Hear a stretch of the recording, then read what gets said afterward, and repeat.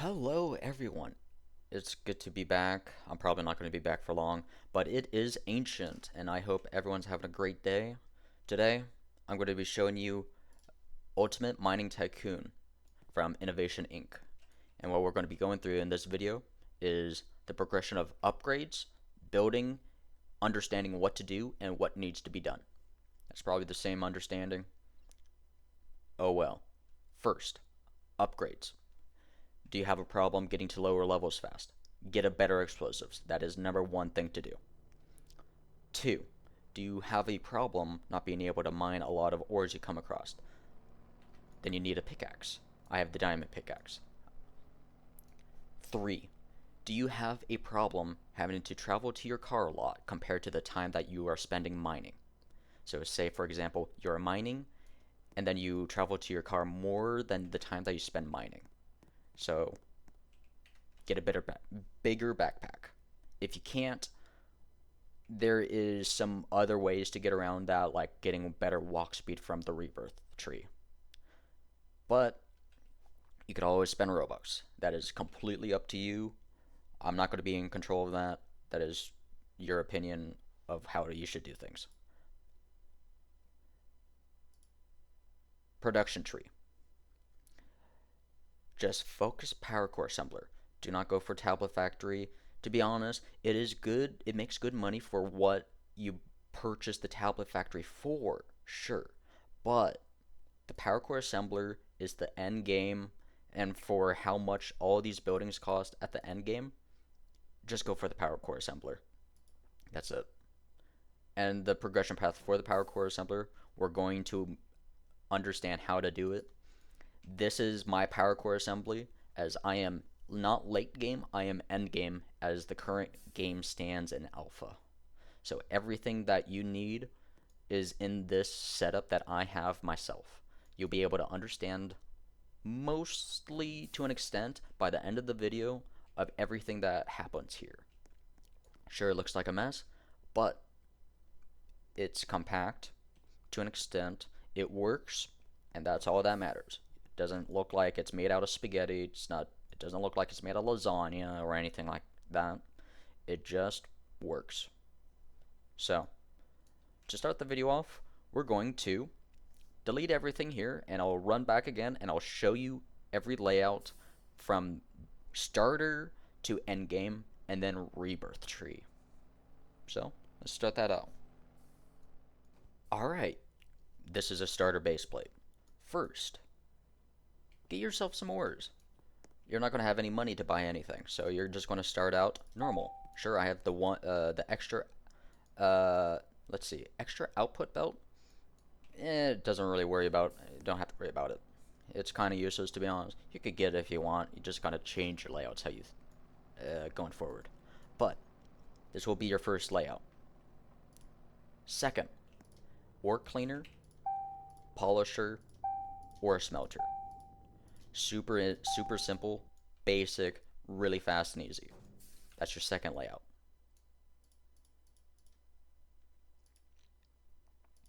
We're going to place back these ore cleaner, polisher, and ore smelter. We're going to base off everything from this. This will stay here for quite a while, and you're going to see it very often if you synergize these three machines.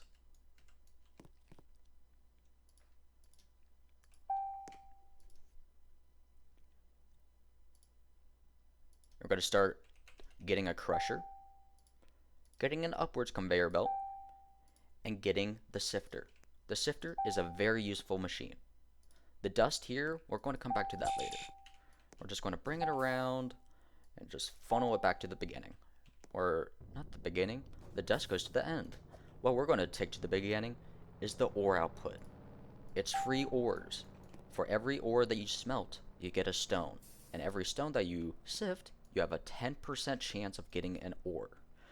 The ore that you get, you can check the wiki, as I am not 100% sure what you get from it. But I believe you get up to gold with it.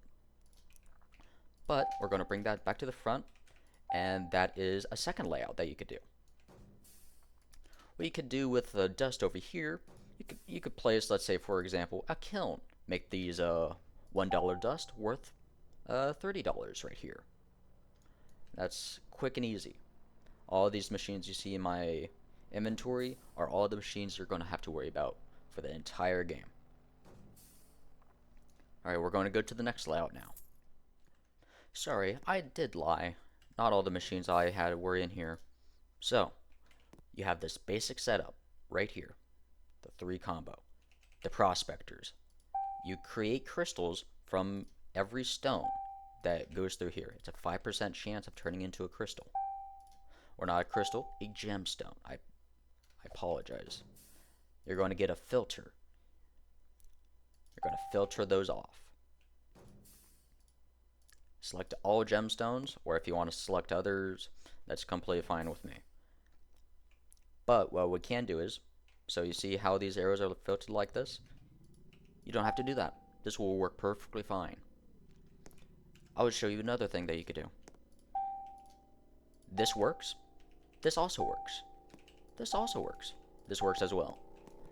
Every conveyor here will work. Oh, apologies, not that one. This would work. But these are the main 2 conveyor outputs. Everything else does work. So all you have to remember is a conveyor going into another conveyor will always work. If you can attach a conveyor here, this will work. Even though it doesn't look like it will, it will. It will work. But so this will work. This will not. This will not work. You have to have the conveyors touching the conveyor of the machine. You think you could place one here? No, you cannot. The hitbox is in the way. You cannot connect it up. So without that out of the way, we're going to be doing some unique builds from now on. We're going to have the crusher, upwards elevator, and we're going to bring the sifter back into play again. Ore output. We're going to loop it back to the front. Boom, done. Crystals. Crystals. Gemstones. You're going to get a gem cutter. This will bring the value of the gem by 40%. It's just free money. In the early game, anyway, I should say. Now with the dust.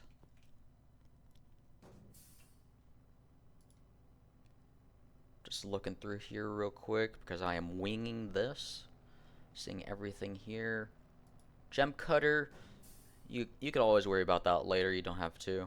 We're going to be worrying about that frame maker, but we're going to get to that later. I'm going to bring this around town. Bring it over there. We're going to bring this to the output of that. Now this. We're going to put a bolt machine. We're going to put a conveyor and our splitter right. And then we're going to end it off with a frame maker. Yes, this does work. Then we're going to place a seller here and then connect it all up. And that is done. That's setup 3. You're going to make some money. You're going to make some. Once you place this here, you're going to see money increase substantially. So as all the progression path is, yeah, that's about it. With that, we're going to start off a new one. What we're going to do is, we're going to rip this up. We're going to disconnect this. We're going to bring an extra conveyor here. As we're going to start doing something different. I forgot the kiln in the last one. Remember to place that. We're going to place that there. We're going to place a circuit maker. We're going to move this over just so it's nice and straight. Nice and aligned. Everything's nice and dandy. Now, what we're going to do is, so, for every stone that you make, you have a chance of making a gemstone and crushing it, but you only get 2 stone, or 1 stone per 2 ore, which means the circuit maker here is a 1-to-1. So if you see in the description, combines a glass sheet and a coil. So what we're going to do is, we're going to grab a coiler, as we already have the glass sheets here, because you're turning dust into glass with the kiln. It's very simple. We're going to connect this up. But before we connect this up, we're going to overflow. We want some buffer here because it's very nice to have buffer. We're going to place this here. We're going to place a frame maker again. Oh, let me move this overflow over there. We're going to rebuild the frame maker again.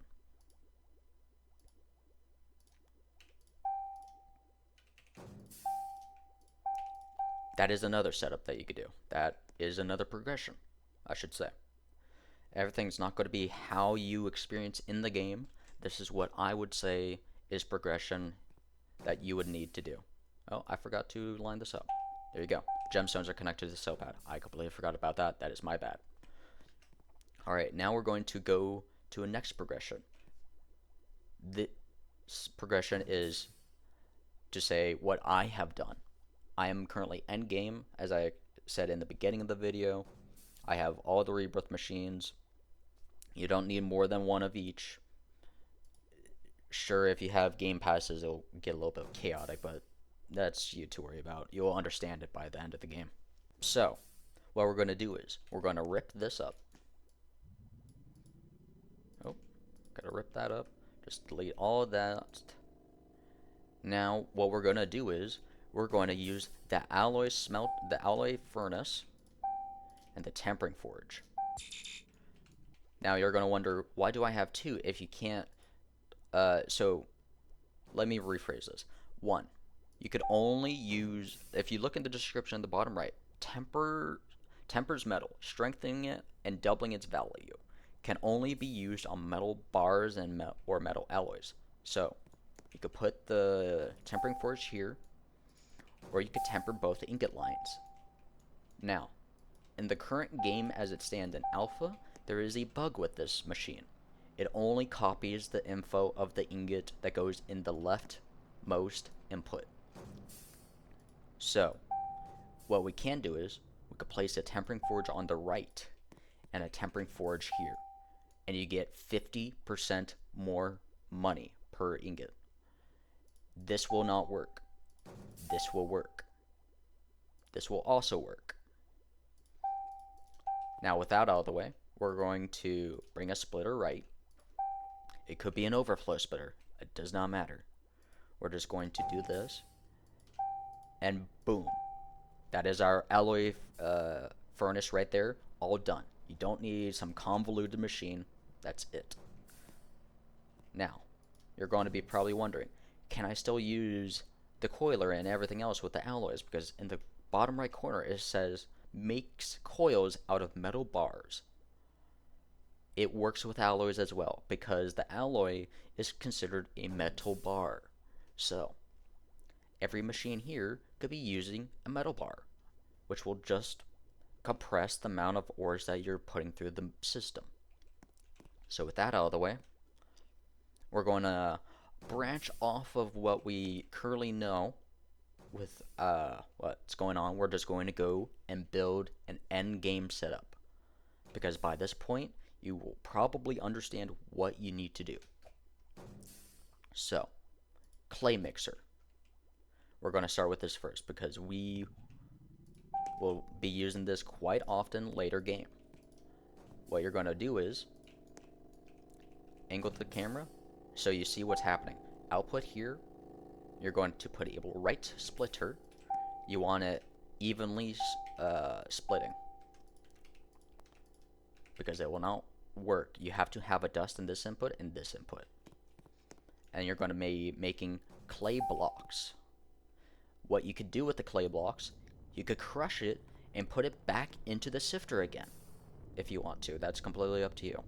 But we're going to be using this clay block maker, and we're going to make ceramic with this machine that is costing 40,000, the ceramic furnace. This is typically what you would want to do. Now we're going to run back over here. Now we got, alright, not run back over there. We're going to bring everything out real quick, and I'm going to show you everything that you need to do with these machines. This is the entire line of machines that you need. That's all you need. That's all you need for the power core assembly. It's not complicated. It is very easy to understand. It just seems complicated because you're overthinking it. So what you're going to do is, all right, look at the power core. What does it require? It requires a metal casing, which is this machine. It requires a superconductor, which is this machine, an electromagnet, which is also this machine. So with this machine here, what we're going to do is actually making our life easy. We're going to raise it up. We're going to raise the machine up. We're going to place, let me delete all this real quick, make it a little bit easier to work with. What we're going to do is we're going to raise the power core assembly. We're going to place the magnet machine here. You do not need any conveyors. This works perfectly fine because here's what you want to do. So if you were to do this, as this machine requires a coiler to function, this will work perfectly fine. But keep in mind, you will have an ingot sitting here, an ingot sitting here, and an ingot sitting in the machine waiting to be crafted. That is dead space. You do not want dead space.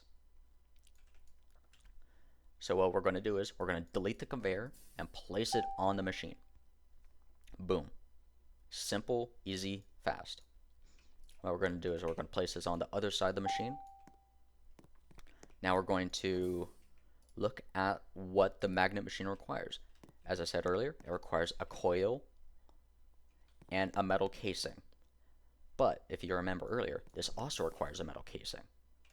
So what we're going to do is we're going to rotate that output, have that output facing over here. Actually, no, we're going to rotate it again, have it face over there. We're going to remember where that output is. That is going to be where we're going to be making our money. We're going to run back over here. So, metal casing, this requires a metal casing, this requires a metal casing. But we only have one casing machine. What we're going to do is we're going to lift this up. We're going to place a casing machine, have the output facing here. We're going to have a splitter facing left like this. Now, here's something really cool you could do. You could do this, and this will work perfectly fine. You have a metal casing going in here. Oh, this has a metal casing already? Alright, it's going to go over here, where this also needs a metal casing, and it will split it of how it needs. Sure, it could overflow, but so far I have not seen any overflow reaching past this corner here. You'll probably get one extra, but that is very rare, and you probably have something going on with the conveyor setup we're going to show later on. Now, we're going to look at the casing machine.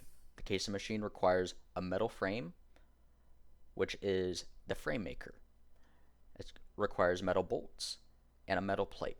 So we're going to place the bolt machine and the plate stamper. That's done. Now, you need the frame maker. Now we're going to place that there. That is usually the most complicated setup for a lot of people, but we just made it nice and easy. Now what we're going to do is look at what the frame maker requires. It requires a metal bar and metal bolts. This requires a metal bolt. We're not going to connect the line up because it's easier to just put another machine here. It removes these two conveyors that are required here, and it only places one. Well, it requires 3 conveyors, but this is a conveyor itself, so oh well. Now, how are we going to get the metal bar here? We're just going to place a splitter right. You can place it here. You can place it here. I like to place it here because it makes the conveyor loop that we're going to build much easier to do. Now, what we're going to do is we're going to place a splitter right on all of these machines with the middle arrow facing in. Now, sure, you're probably thinking I've missed a machine. We're getting to that. Now, we're going to place a table here. We're going to get the superconductor constructor. It's a funny name, yes. Now we're going to place that there. Now, the reason why we placed this machine all the way over here and not on this, as this requires a metal alloy, and a ceramic casing, which is why this is so close to this machine. But why is it so far from here?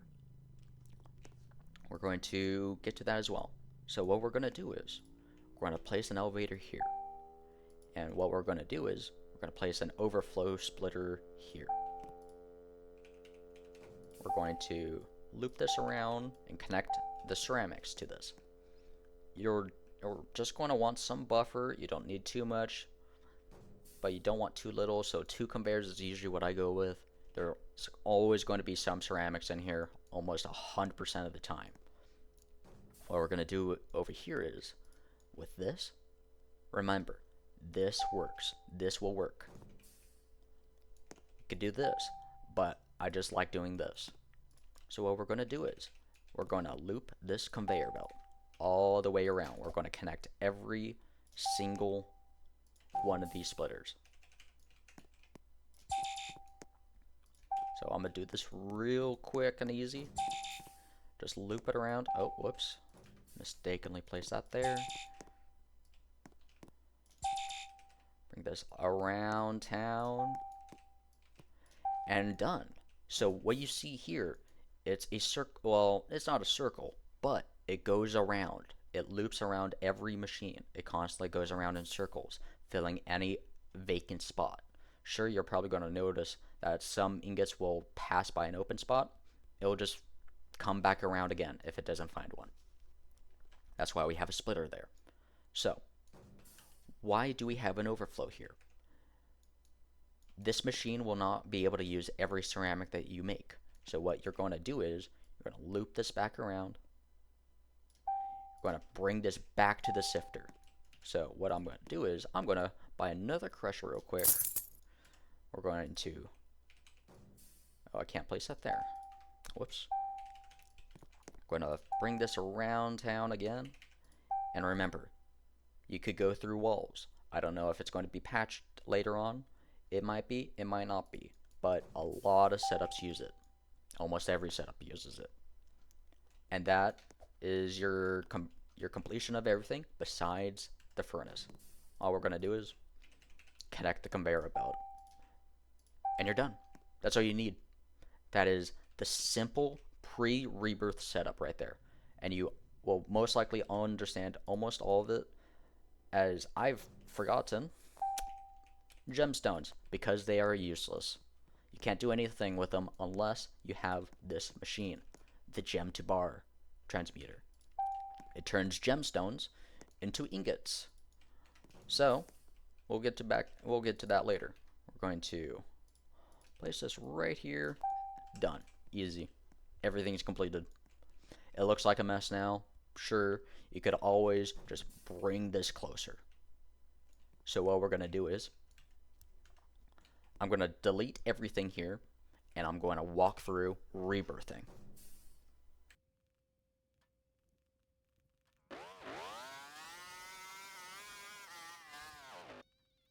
Alright, we're here, wow, I screwed that up. Oh well, I'm going to keep that in anyway. Can't be bothered. But we're here at the Rebirth building, where you could upgrade your stats. Here, you have the 4 machines that are currently in the game. Here is the ore upgrader. It turns any ore to the next level in the profit tree, to say. So if you have tungsten, you're going to turn that into gold. Tungsten is worth $300. Gold is worth $350. We're going to start with the Philosopher's Stone. The Philosopher's Stone turns any ore, remember this, any ore into gold. It could be low tier, like tin, iron, and lead. It will turn it into gold. But remember, you could even turn stuff like mithril, which is worth $2,000 raw, into gold, which is worth $350. Don't screw that up. We're going to make sure that does not happen in our next setup. The Nano Sifter. The ore output, you could get all the way up to iridium, which is worth, I believe, $3,500. Don't quote me on that. I have not checked the wiki in a long time. I have not mined it in a long time either. It's a 20% ore chance as well per sift. It is 2 times better in terms of ore output as the normal sifter. And you get your normal dust output. Now we've already come over here to the gem to bar transmutator. We've already talked about it. It turns your gemstones into ingots, which you could use in your setup, which makes gemstones a lot more useful. Because you see this ringmaker here? It's kind of useless, to be honest. There's no point in really making a ringmaker. You could buy it, sure, but I don't want it. I don't like it. That's just me, though. Alright, so, rebirths. How do they work? I'll give you some time to read this real quick. You can pause the video. Oh well. But we're going to start at this bottom here. This is the most important. 20 million, 40 million, 80 million. Each token you receive, I have 4. You get one from each consecutive 2 times. So 20 million is 1, 40 million is 2, and 80 million is 3. So you're just timesing the next one by 2. So you're timesing 20 by 2, 40. That's 2 tokens. 40 by 2, you get 80. That is 3. 80 times by 2, 160. That is 4. 320 million is 5. But progression is very slow. So I recommend only getting 80 million. Rebirth at 80. But if it's your first rebirth, I highly recommend going for 160 and buying the nano sifter and the ore upgrader in one go. They are very useful machines. Ore upgraders will always help you out no matter what you do. It will even turn your plutonium that you mine into mithril, effectively doubling your value. There's a lot of ores that you could double your value with. But these are the 2 machines you want to look for real quick. The Philosopher's Stone, as I said, turns any ore into gold. As of right now, it's not broken, but it is broken. I will tell you when we're building our next setup that uses all of these machines of why it is broken. Rebirth Store, the current upgrades. This here, the starting money, I wish it was in the game. It would make my life so much easier. It would make everyone's lives easier. But we don't have that. We only have the other 4. I'll show you my upgrades that I've done. Get out of the way. Walk speed. I've upgraded my walk speed. I'm completely free to play. Jump height. 15%. Don't need it. Hardness. To be honest, you don't really need it. Because if you want hardness, just upgrade your pickaxe. Sure, it upgrades your speed. Unobtainium pickaxe, 25 million. You get 1,000 hardness. You're able to break every ore. But you can't upgrade your mining speed, which is why I have gotten 40% mining speed. It helps out quite a lot in early game when you're rebirthing again. Now we're going to drive back to our base and we're going to start building what I consider my best setup.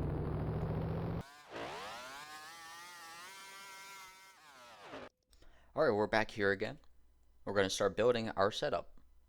Now first, get a conveyor, left filter, Philosopher's Stone. We're going to place an upwards conveyor to place a downwards conveyor facing this way. It will make sense later. Oh, I reversed that. Gotta flip it. Ore cleaner, polisher, ore smelter.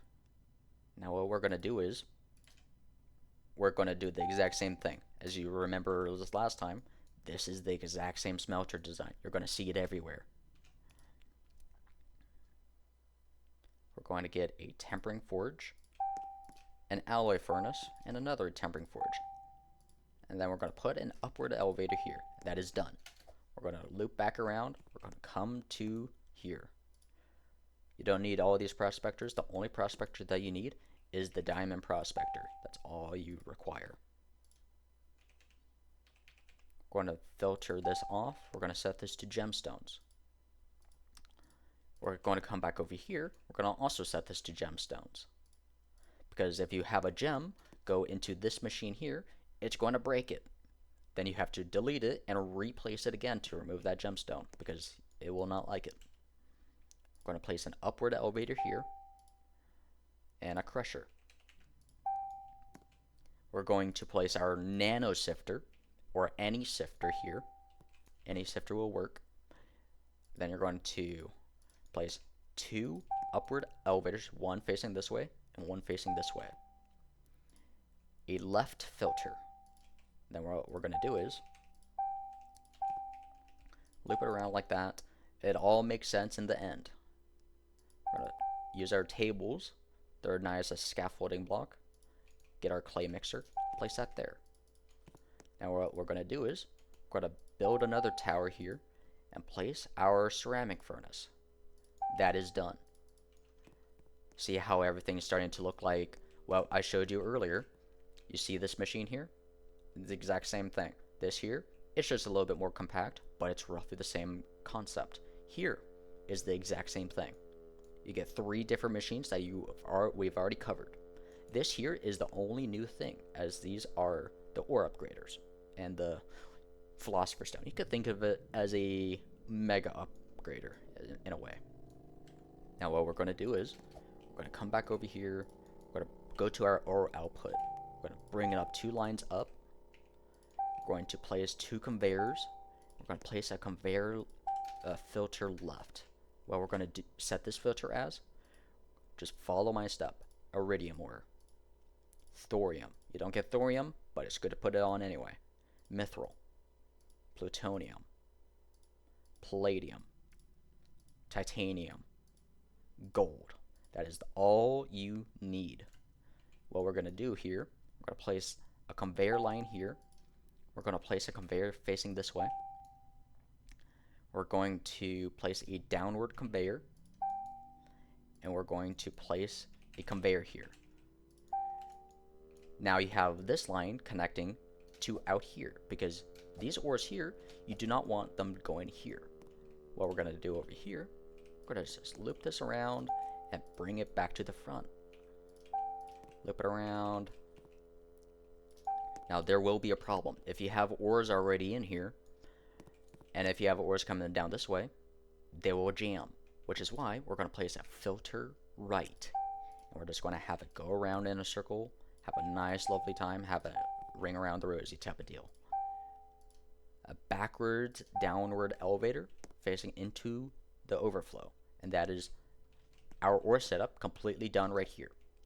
Everything here is completed besides the gems. What we're going to do with the gems, we're going to bring this up facing that way.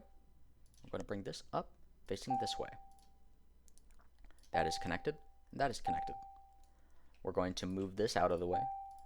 We're going to place a table, put a gem to bar transmutator, delete these tables, and place that back.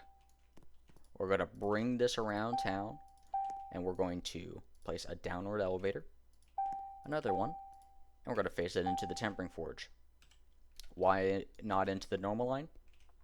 It's up to you, to be honest. You could bring it around, or you could bring it over here. I just do this because it's easier. It doesn't clog this up. It always will keep this flowing, and this will maybe stop.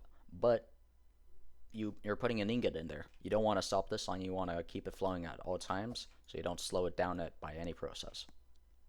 But just walked you through that. This entire setup here completed. Now we're going on to crafting. We're going on to the crafting setup now. What we're going to do is get our downwards elevator, place that. Oh no, my apologies. Get a overflow right and then a downward. We're going to do this real quick. We're going to try to not forget about this. We're going to place a downward conveyor facing into this crusher, and we're going to do that 2 times. Now our overflow of ceramics completed. We're going to place a table here, and this is where everything starts to coincide with what I showed you in the earlier of the video. We're going to place a table here, 2 blocks away, and we're going to place our power core assembly. We're going to get out of the way. Done. Now we're going to place our magna machine in the back here. Everything's starting to coincide still. I hope it is. So we're going to bring our coiler machine here. We're going to place another table 2 blocks away, another table 1 block away. We're going to grab our casing machine, make sure our output is facing the magna machine, the frame maker facing the casing machine. We're going to get our bolt machines, place them in the inputs, the plate stamper, get the splitter right, whoops, place them all around, get them all placed up. Then we're going to hook them all up. I'm going to connect all these conveyors real quick.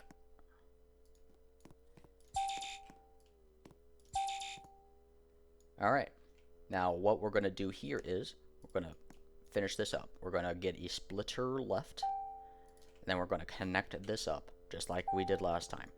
Now what we're going to do here is we're going to bring this conveyor around. We're going to get under here. It's a bit cramped, but you should be able to do it. Take some time. Then we're going to bring it around and then connect it up to the start. All you have to do here is connect the conveyor from the smelter to the loop. That is completed. Now all you have to do is put this downward elevator in front of this output here. So make sure it's facing the correct direction. What I would do is make sure you want this input facing any direction but this. Have it face this way, or this way. What I'll do is face it like this. So you see that output there? We're just going to put a cylinder right there.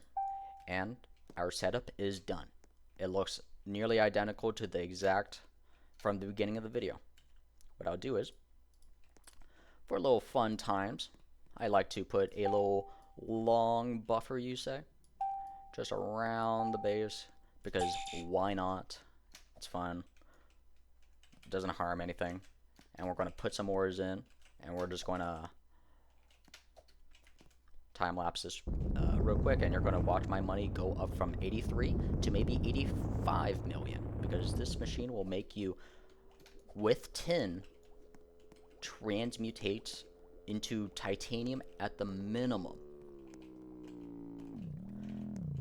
I seem to have forgotten about something that I was going to say about the Philosopher's Stone. Oh well, sucks. I'm trying to remember why while I'm doing this. Oh yes, I now remember why. So the Philosopher's Stone, why is it so powerful? It turns these titanium and iron ingots, or ores, into gold. And what you see now is titanium. It's turning into gold. It's turning into titanium here. Boom, done. So, why is it powerful? It's not because, well, it is because it turns anything into gold, but it's because you get tin and iron so easily. You get it in such high volumes at such a high rate that it makes this machine overpowered. So if the ores that you're getting, you get them like much slower, it would not make this machine OP anymore. The OP-ness is coming from how fast you're getting the ores to feed the machine. We're gonna come back around. You see these ingots here? Oh, you got you got titanium and plutonium. You got, let's see here, iridium. Oh, nice. That's sick. 21,000 per ingot. From tin. Remember that. Now, what I'm gonna do is I'm gonna showcase how much we're gonna make from this. I'm gonna bring this around. We're just gonna have this sit here, and I'm gonna time lapse this.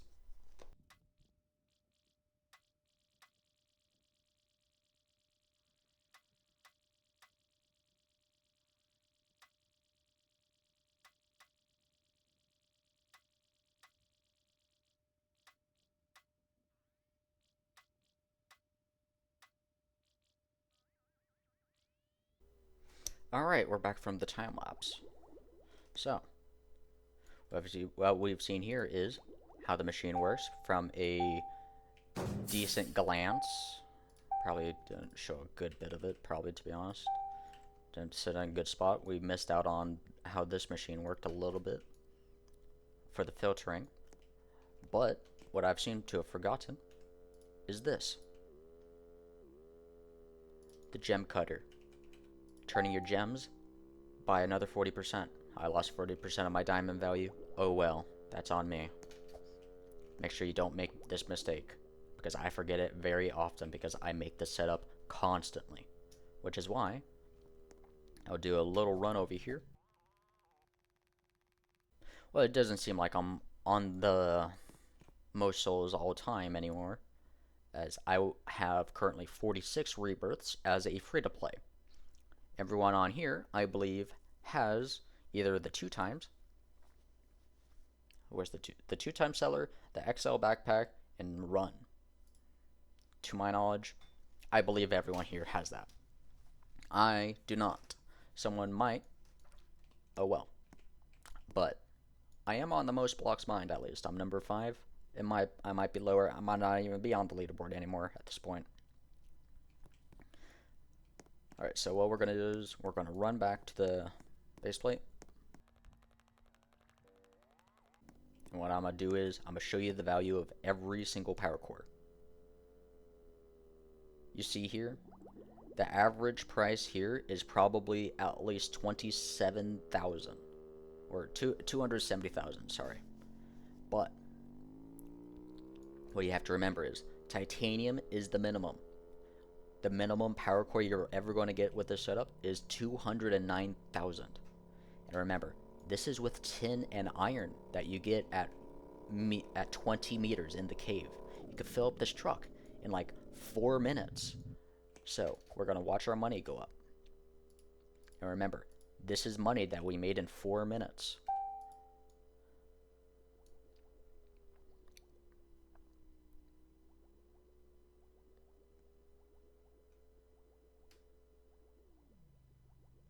We have effectively made $2 to $2.5 million in 4 minutes.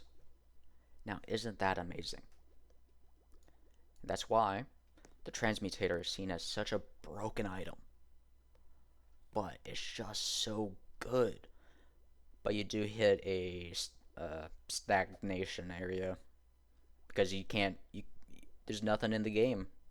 We're in alpha. We don't have anything. There might be an update, might not be.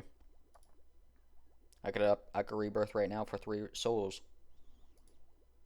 Also, the shack is up there. Remember that. I forgot to explain that. I'm sorry. Oh well. So, I hope my guide was helpful to some people in understanding how buildings are made. Just remember, as a keynote, do not overthink. Just read the description and see what it requires. Like the frame maker, a metal bar and bolt. Where do you get a metal bar? The furnace. Where do you get the metal bolts from? The bolt machine. Where do you get bolts from? From metal bars. Simple as that.